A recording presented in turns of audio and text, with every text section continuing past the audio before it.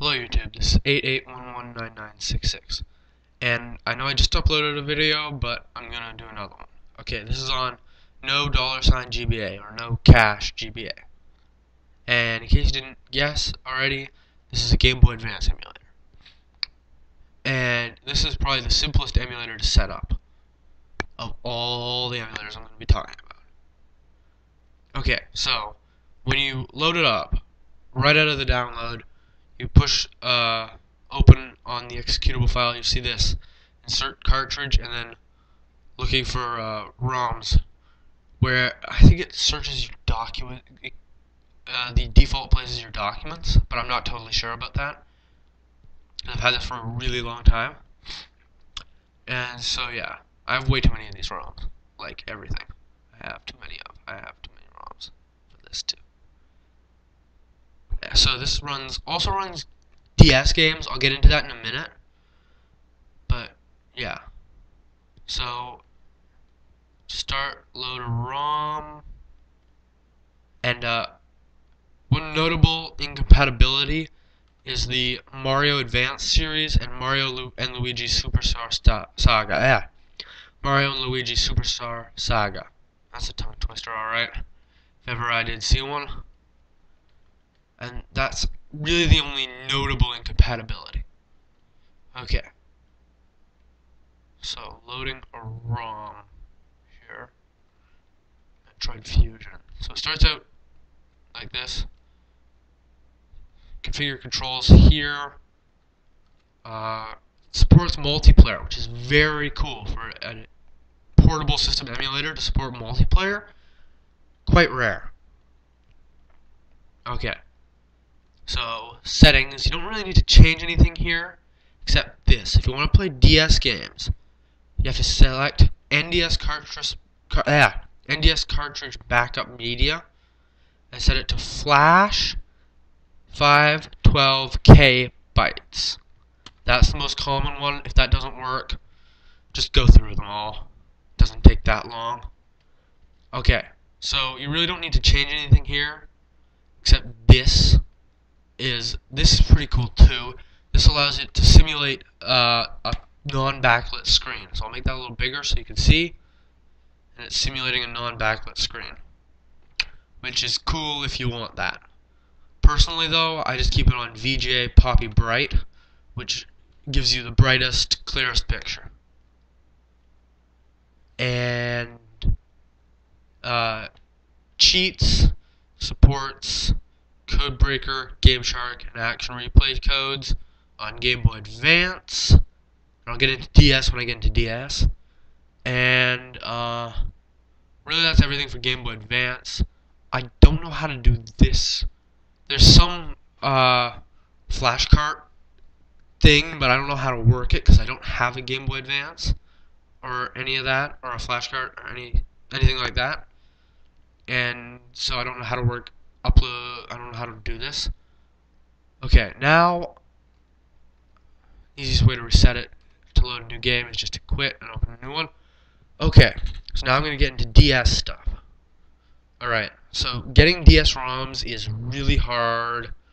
I don't recommend it. Generally they're really laggy and just not fun to play. Better just to stick to Game Boy Advance, but if you really want to, I'll show you. Work. Okay, this is a DS ROM. See, 2 screens. You can't make it full screen. So to play DS ROMs, I said flash 512K bytes. Reset. Now, if this will work the first time, yes. Pokemon. This is the only DS ROM I have, and on DS it supports Codebreaker, GameShark, and Action Replay. So, same thing. I haven't used this for play DS ROMs in a long time. This is Pokemon Pearl. This is the DS ROM I have. Of course, there's no save file on here. Okay, that's basically it. It's really, really simple. Like, I'm probably overcomplicating it in this video, but really just go download it and it will work right out of the box. You don't need to set anything up except the controls, which is really easy. Just go to Options, Control, Setup. Define your buttons, up, up, up, down, whatever. Okay. Now I'm going to show multiplayer. This is probably the coolest thing. Okay.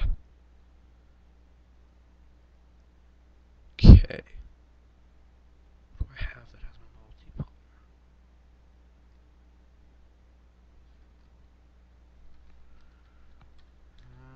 Mario Kart Super Circuit. Mamma mia. So, to do multiplayer, go to emulation setup, number of emulated Game Boys, and put in how many Game Boys you want. Up to 10. Okay, and then link game packs. You want game packs in all the game systems unless that doesn't work. And then link cable type should be automatic. Multi-boot should be medium, medium, stable. Go. And there, you see? 2 Game Boy Advances side by side. Hang on, the second one's not configured for control, of course. And I don't have a number pad, so I'm just going to show this real quick.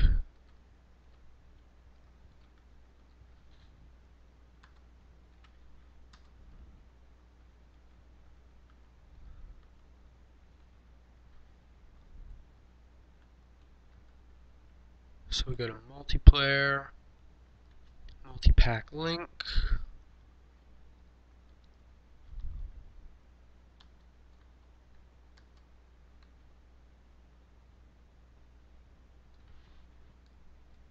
Okay. So now it does play a 2-player game. It's hard to have 2 players, like all emulators. It's hard to have 2 players on 1 keyboard. But what are you gonna do?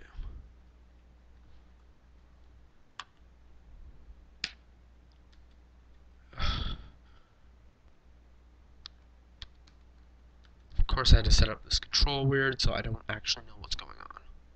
Oh, there it goes. Okay. So as you can see, 2 side-by-side screens. You can make this full screen, but it just squishes them. It's not recommended. And yeah, it does function as multiplayer. You could have.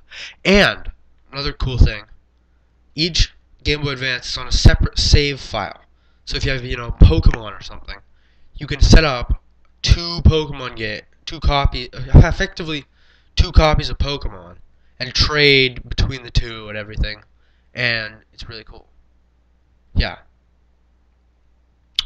Very simple emulator. Okay. Comment, rate, subscribe. I'll be doing a video on Fusion 3.6 next, which is a Sega emulator. It's a multi-emulator. It supports, well, I'll talk about it in a video, which I will probably upload a couple of minutes after this one. Probably before this one even gets any views. Okay. So, see you in a few minutes, probably, YouTube. Alright, comment, rate, subscribe. Subscribe because I never put anything on a schedule, so you never know when a new video might come out. Alright, see you soon, YouTube. Goodbye.